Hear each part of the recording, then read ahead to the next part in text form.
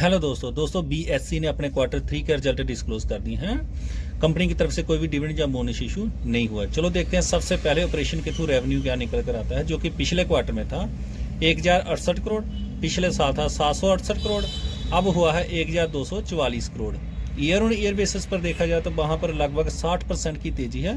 तो quarter wise देखेंगे तो वहां पर भी लगभग 17% की तेजी है। तो रेवेन्यू में year on year quarter on quarter basis पर दोनों में बड़ा है। जो मार्केट का एस्टीमेट था रेवेन्यू को लेकर वो था 1200 करोड़ का।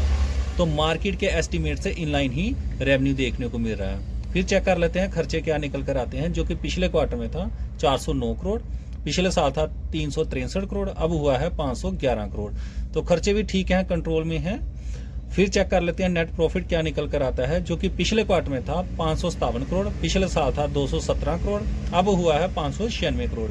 ईयर और ईयर बेसिस पर देखा जाए तो वहां पर मैसिव जंप है, लगभग 3 गुना के करीब प्रॉफिट पहुंच चुका है। तो क्वार्टर वाई भी 8% की तेजी है। जहां पर एक देखने वाली बात है कि रेवेन्यू में ईयर ऑन ईयर बेसिस पर 60% की तेजी है, जबकि प्रॉफिट में 3 गुना का जंप है। इसके पीछे का कारण है सेटलमेंट।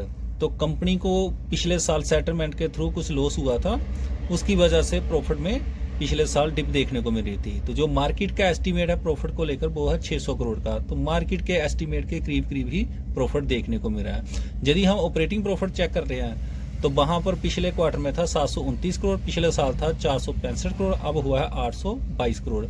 तो वहां ऑपरेटिंग प्रॉफिट भी लगभग ईयर ऑन ईयर बेसिस पर 80% की तेजी है। तो ओवरऑल देखा जाए तो रिजल्ट काफी शानदार निकल कर आए हैं।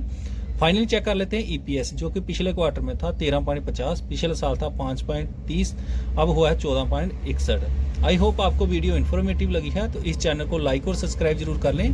Thank you.